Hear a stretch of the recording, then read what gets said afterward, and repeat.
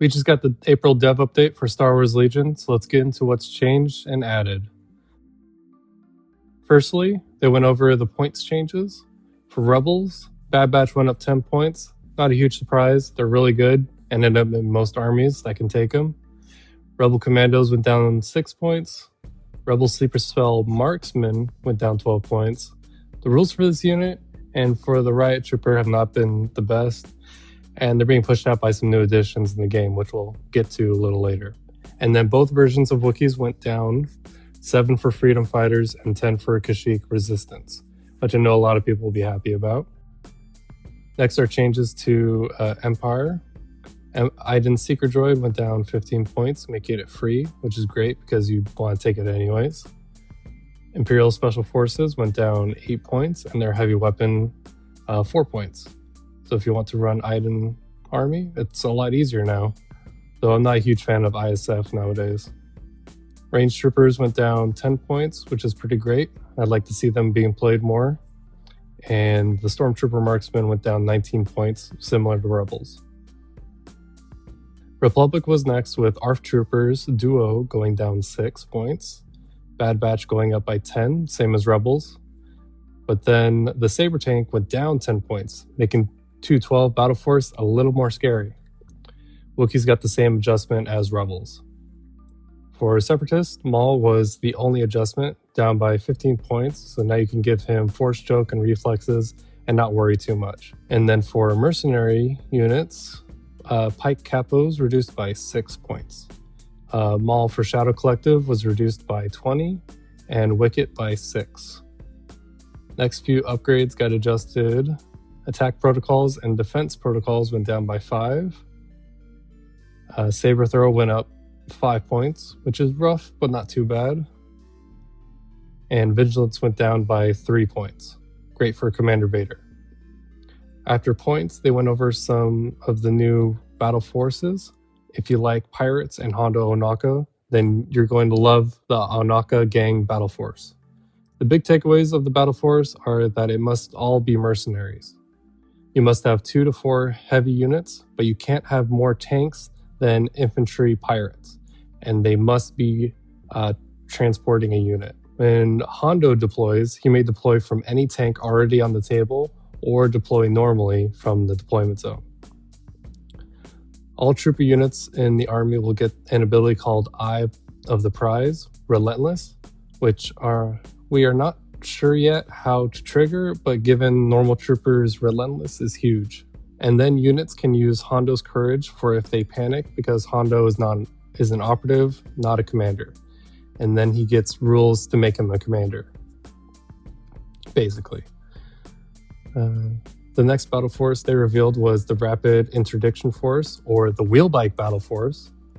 The special rules are the heavy droid troopers and vehicles get an advantage token that they can use to either get a dodge or change the speed of their units up or down, and they get a bunch of rules on how to get more advantage tokens.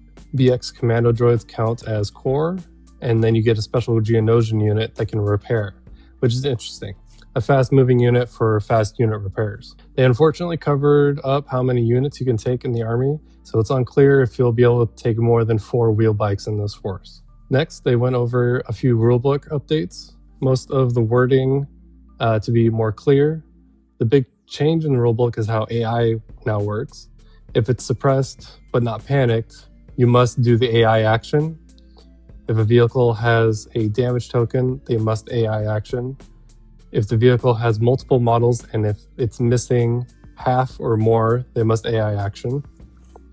Also, AI units now benefit from suppression cover. The final big change is that if they can't do the AI action, they lose that action. For example, if B1s are suppressed and they don't have a target within range 3, you only get 1 action on their activation. Also, some units got changed, like BX Commandos lost AI move. Unit types for certain vehicles are renamed, primarily Droidekas and Aqua Droids. For the most part, they're still vehicles, but they no longer block line of sight through them. Next changes are to strike teams. They now have a support unit option. They get prepared positions with incognito. You can put them in a good spot, and they're really hard to shoot at in the first round. And now strike team snipers have new rules that if they don't move, they upgrade the dice, and if they get a crit, you can skip your opponent's defense dice step and do 1 automatic wound. So if you get a unique chance either to guarantee 1 wound or risk getting 3 wounds if all 3 dice are hits. Also, they get an ability called Overwhelm that assigns a suppression token, so they give out 2 suppressions if you use an aim. 3 strike teams got their explosive heavy weapon updated, and clones got a new upgrade that's basically their close range option. The 3 explosives got a new keyword, Assault, that upgrades the die if you're within range 1 of your target. Clones got Overwhelm that gives a suppression when you use an aim. There's an update to improvise orders. It no longer recovers at the end of the round, and you can only have 1 per army. Then they revealed a whole host of new upgrades for your core, special forces, and support units. For Empire, the probe droid can be added to a unit to give out observation tokens, or spend observation tokens to get aim tokens. Fifth Brother can be added to Stormtrooper Riot Squads to get Spur, 3 black dice, Pierce 1, and Ram 1. Seventh Sister can be added to Imperial Special Forces to give Demoralize 1, 2 red attack dice, and with Pierce 1, and at range 2 and melee. For Mercenaries, Pikes can now have Super Squads that can be transported. For Rebels, Jyn Urso can be added to units to add Danger Sense, Dauntless, 3 attack dice with Suppressive. Luke Skywalker can be added to Rebel Troopers or Veterans to increase courage and the ability to remove 2 suppression after the unit attacks, and then add 1 red dice and 2 black dice in melee. Republic can add Obi-Wan to ARF Troopers to give Immune Pierce and ability to reroll all defense dice. Commander Cody can also be added to ARF or Clone Trooper Marksman to gain Mechanized Infantry, which gives an aim or a dodge to the unit and a vehicle if at the start of the round they're within range 2 of each other. The unit also gets a Precise 1 and range 1 to 4 red, 1 red, and 2 white attack dice. Separatists get Asajj to either B1 droids or BX commando droids. The unit loses AI and gains charge and demoralize. And when the unit attacks, if the defender is suppressed or panicked, you can upgrade 4 dice and you get 4 black dice, Pierce 1, and melee. General Grievous can be added to B1s or Magna Guards to lose AI, then upgrade 3 attack dice at the cost of 1 suppression, and also add 3 dice in melee with Pierce.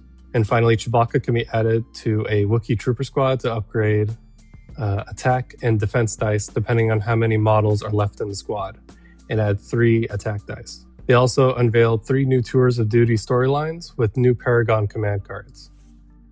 They ended off with saying they're continually checking the balance of everything and may take another pass at operatives and battle forces in the future, but are confident that the game is in a healthy state currently.